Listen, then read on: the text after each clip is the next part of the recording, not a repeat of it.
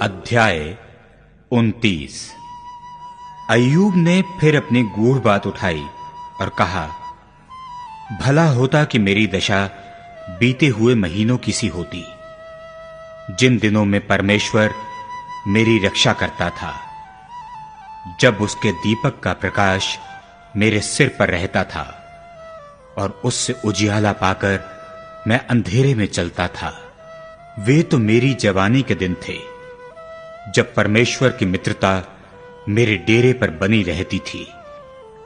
उस समय तक तो सर्वशक्तिमान मेरे संग रहता था और मेरे बाल बच्चे मेरे चारों ओर रहते थे। तब मैं अपने पगों को मलाई से धोता था और मेरे पास के चट्टानों से तेल की धाराएं बहा करती थीं।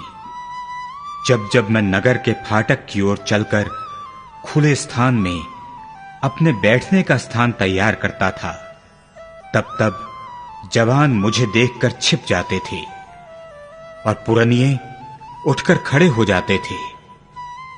हाकिम लोग भी बोलने से रुक जाते और हाथ से मुंह बंद किए रहते थे। प्रधान लोग चुप रहते थे और उनकी जीभ तालू से सट जाती थी, क्योंकि जब कोई मेरा समाचार सुनता तब वह मुझे धन्य कहता था, और जब कोई मुझे देखता तब मेरे विषय साक्षी देता था, क्योंकि मैं दुहाई देने वाले दीन जन को और असहाय अनाथ को भी छुड़ाता था। जो नष्ट होने पर था मुझे आशीर्वाद देता था, और मेरे कारण विधवा आनंद के मारे गाती थी। मैं धर्म को पहिने रहा और वह मुझे ढांके रहा। मेरा न्याय का काम मेरे लिए बागी और सुंदर पगड़ी का काम देता था। मैं अंधों के लिए आंखें और लंगड़ों के लिए पांव ठहरता था। दरिद्र लोगों का मैं पिता ठहरता था, और जो मेरी पहचान का ना था उसके मुकद्दमे का हाल मैं पूछताछ करके जान लेता था। मैं कुटिल मनुष्यों की दाढ़ें तोड़ डालता और उनका शिकार अपने मुंह से छीनकर बचा लेता था।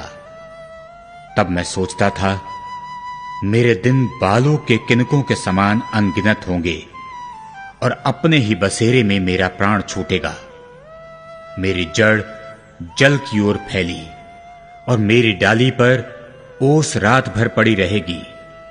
मेरी महिमा ज्यों की त्यों बनी रहेगी और मेरा धनुष मेरे हाथ में सदा नया बना रहेगा।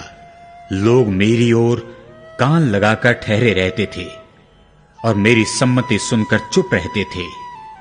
जब मैं बोल चुकता था तब वे कुछ ना बोलते थे। मेरी बातें उन पर मेह के समान बरसा करती थीं। जैसे लोग बरसात की, वैसे ही मेरी भी बाट देखते थे, और जैसे बरसात के अंत की वर्षा के लिए, वैसे ही वे मुंह पसारे रहते थे।